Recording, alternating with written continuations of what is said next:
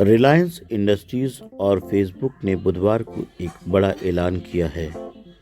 दोनों दिग्गज कंपनियों ने एक डील हुई है जिसके तहत रिलायंस समूह की कंपनी जियो प्लेटफॉर्म्स में 43,574 करोड़ रुपए के निवेश से फेसबुक 9.99% हिस्सेदारी खरीदेगी। आखिर क्या है इस डील की अंदर की कहानी, आइए जानते हैं। चकित करने वाली बात यह है कि ये सौदा ऐसे समय में हुआ है जब पूरी दुनिया की इकोनॉमी कोरोना वायरस के प्रकोप से डामाडोल है। आखिर इसके पीछे रिलायंस की क्या मजबूरी हो सकती है? असल में जियो को खड़ा करने के लिए रिलायंस ने साल 2010 से अब तक करीब 4 लाख करोड़ का निवेश किया है। लेकिन इस बार के सौदे से रिलायंस के चेयरमैन मुकेश अंबानी को अपनी कंपनी को पूरी तरह से कर्ज मुक्त करने की योजना को कारगर बनाने की मदद मिलेगी। गौरतलब है कि रिलायंस इंडस्ट्रीज ने मार्च 2021 तक पूरी तरह से कर्ज मुक्त होने का लक्ष्य रखा है। जान रिलायंस इंडस्ट्रीज और फेसबुक ने बुधवार को एक बड़ा ऐलान किया है। दोनों दिग्गज कंपनियों ने एक डील हुई है जिसके तहत रिलायंस समूह की कंपनी जियो प्लेटफॉर्म्स में 43,574 करोड़ रुपए के निवेश से फेसबुक 9.99% हिस्सेदारी खरीदेगी।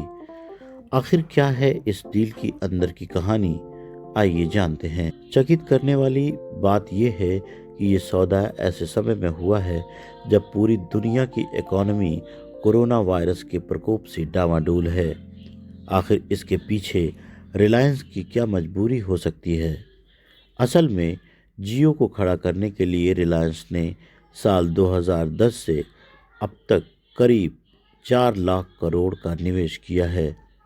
लेकिन इस बार के सौदे से रिलायंस के चेयरमैन मुकेश अंबानी को अपनी कंपनी को पूरी तरह से कर्ज मुक्त करने की योजना को कारगर बनाने की मदद मिलेगी। गौरतलब है कि रिलायंस इंडस्ट्रीज ने मार्च 2021 तक पूरी तरह से कर्ज मुक्त होने का लक्ष्य रखा है।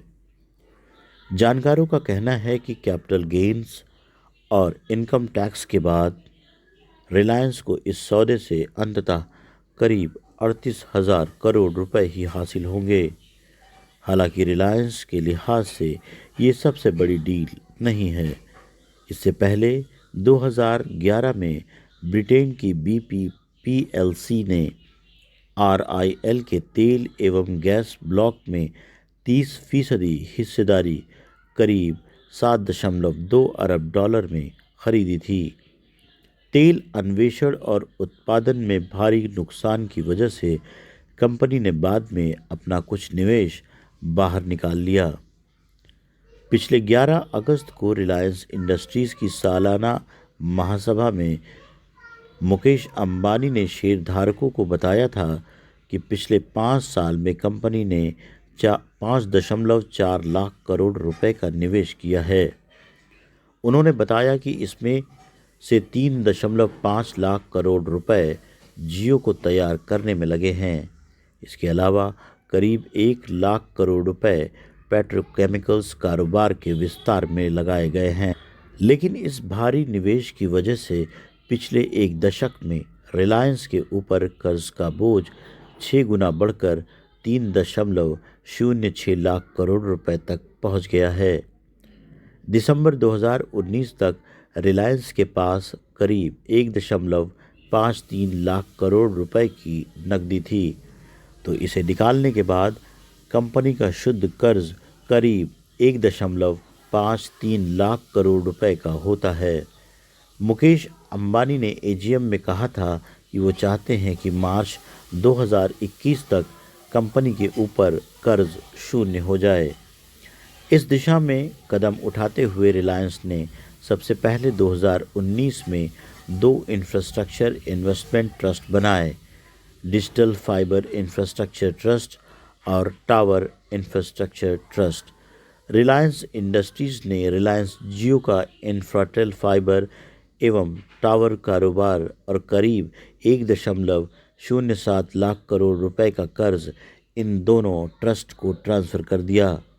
इसके अलावा एक अन्य सौदे में रिलायंस इंडस्ट्रीज़ के तेल एवं गैस कारोबार का करीब 20% हिस्सा सऊदी अरब की दिग्गज कंपनी आरामको को 1.1 लाख करोड़ रुपए में बेचने का निर्णय हुआ है।